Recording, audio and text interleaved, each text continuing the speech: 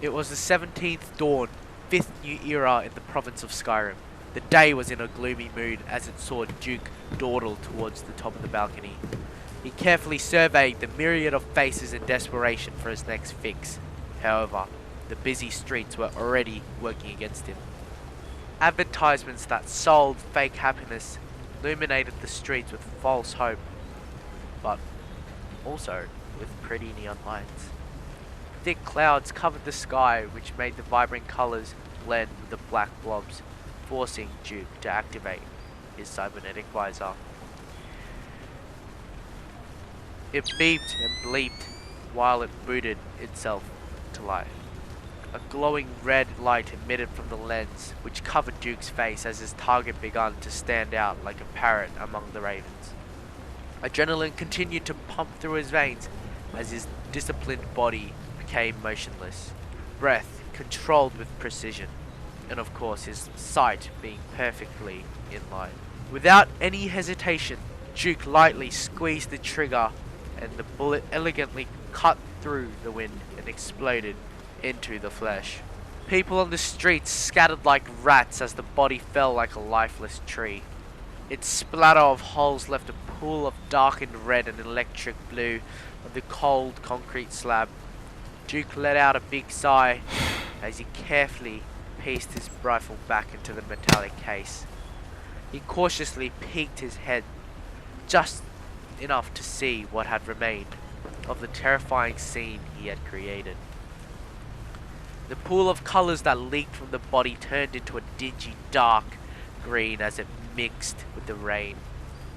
Soon the skies began to cry for the victim who had become another casualty of Whiterun's most infamous gang, the Lotus. And for Duke, he had slipped away with a handshake with the investigator. He hopped in his rusty car and tried to drain out his thoughts. The ancient radio managed to buzz out a song while he raced against his mind. However, the static melody didn't bother him. Instead, Duke found himself singing along to the song. Maybe you can show me how to love. Maybe I've gone through my doors. I look around and see the city's cold and empty. No one around to judge me. Oh! He miraculously maintained his sanity until the colours came back to haunt his memory. It drove him to crave a quick fix at the apartment block. Drenched in anger, he aggressively swung open the engraved richwood door. He stomped his feet towards the living block as the fragile floorboard squeaked for mercy. The luxurious crystal floors were covered in muddy footsteps as he went to go to lie on the guest room bed. From his room, he noticed a change from outside. A new shiny light board was in place. Its holographic light noticed Duke and hastily gained shape as it transformed into a peculiar looking tree. Peculiar was indeed the best way to describe a tree that dangled its fruits seductively as it sparkled in a hot red tinge. It spoke in a refined tone.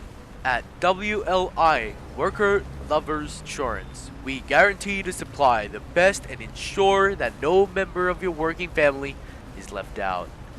The word family reminded Duke of his guilt that he had thought to have forgotten, but the thoughts of the dead man stained his mind and that crushed his conscience. All of a sudden, the tree started to make its way closer towards his window. Not even meters away, between it and the thin glass panel, it picked one of its fruit from the branches and lobbed it towards Duke. Out of instinct, Duke reached out to catch the exotic object, but as realistic it was to Duke, he couldn't distinguish what was real and what was fake. As his hands were about to touch the particles of the light, it had faded into the darkness when his foster mother slithered into the room. She continued to scan Duke's room as if it was a cell. Duke remained silent when she brutally hissed, "What were you doing in the room, Duke?" He replied simply with nothing. She put on a rude smirk as she slithered back out of the room. and the wooden hologram had revealed itself once again. The wooden hologram had returned back to Duke as he continued to stare mindlessly outside the window. Its physique started to mold into curves and bumps as it walked gracefully towards the window. His room glowed red while it luminously passed through the glass barrier and lied next to him. It opened its grassy fingers when it pixelated a bright red apple within its palm. Duke raised his left hand as the wooden figure rolled the apple next to the nightstand. It kept on rolling until it phased through the floor space where his secrets were stashed. The apple imploded into tiny pixel fragments as the room lost its color. The wooden figure pointed to the glowing yellow needle as it faded just like the apple. Duke was surprised that a hologram had left a physical object in his room. He hesitated, but his curiosity acted sooner, and he let the forbidden fruit enter through his left arm socket. Feelings of ecstasy drowned his thoughts. His eyes were released, and his mind was hollow as the dopamine began to flow. Soon, the buzz showed a new reality as his room shifted and melded in many different colors. Whatever was inside that mysterious syringe changed the past, and Duke had forgotten about his wrong. All of a sudden, an ominous, shadowy figure started to emerge in the peripheral corner of his eyes. Bright yellow eyes glared directly at him as he began to corner himself. Then a strand of wires pierced through the floors and socketed into Duke's visor socket. His body spasmed as his control was slowly being taken away. The effects of the drugs were gradually spread throughout mechanical body while his conscience became a robotic puppet. His body began to move on its own. His eyes were closed shut, and his rifle was lifted into his arms. He was fully consumed by the evil light when he ate the hologram forbidden fruit. A scream of agony had finally broke Duke free from the curse. He couldn't help but to tremble when he looked at the red splatter he had just awoken to. Smoke from the barrel floated gently up to his face as he cringed in disgust. Blood was all over the floor of his room, and the body no one other than his foster mother. This was it for Duke. He had to make a quick getaway. In panic, he had to gather his belongings before the police could see the body of a Lotus, murdered by a bullet which came from Duke. Whilst he scrambled frantically, the hologram played out again. Its lightly body once again blended itself into a moving tree, and with its grassy fingers pointed towards the lifeless body. It tried to show Duke something. It crept up closer and closer until it could highlight the left pocket where a stack of needles reflected back the glowing light. Duke's face instantly went red as he was infuriated by his sudden epiphany.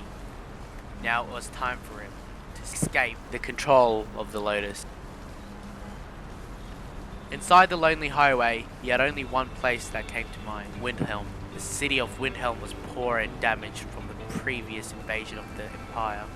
Its streets were filled with thieves looking for a target, fiends looking for a fix, and with the government barely gripping onto its power. It was the perfect slum for Duke to conceal his identity. Upon arriving at the slum city, it was no surprise to be greeted by homeless beggars that banged on the side of the car for money. Duke was quick to ignore them and drove off towards the deep inner suburbs, where many of the buildings made a good hiding spot for him to camp inside his car. He parked inside an abandoned parking lot where cars just like his remained untouched by the vermin that dwelled below. However, throughout the night in Windhelm, it was constantly filled with blabbering and laughter, with the occasional bangs and clashes, which could be heard from the ground below. Despite this, his eyes gradually shut as his mind went to sleep. But his body finally awoke. Morning came again to greet Duke with stray beams of sunlight that aimed directly at his face. He checked the time on the nav pad, which read out 12:09 p.m. As he stretched his locked up muscles, loud brassy melodies could be heard from the streets. Curiosity made Duke look over towards the sound. There were 7 boys playing their little trumpets. He enjoyed their heavenly melodies until their white faces snapped into locked eyes with his own. Suddenly, the melodies had disappeared into one single note roaring from the metallic instruments. A grim chills tingled down Duke's spine as he ducked back into his car. The clear blue sky dressed up with all its layers and covered its bright beauty, replacing the warm sunlight with freezing fogs which began to settle down onto the land as it started to pinch into his flesh. His vision started to go black as the shadows consumed the area. Enclosed by darkness, the figures were opening its yellow eyes once more as it completely dominated Duke's body. The cybernetics embedded in his left arm started to glow green like nuclear waste, as if it gained some sort of sentience. It forced Duke's arm into submission as it scraped out chunks of flesh, forming letters from the damaged arm. It read out, "Judgment Day," on his bloody right arm. Red drips seeped from the flesh as the sunlight pierced through the heavy clouds. Duke couldn't take it any longer and cocked his pistol back, lined it against his head. He fell free as his finger gently squeezed the trigger, creating a massive hole through one ear to another. The lifeless face soaked in the thin strip of light from the sky as Duke remained untouched in his car.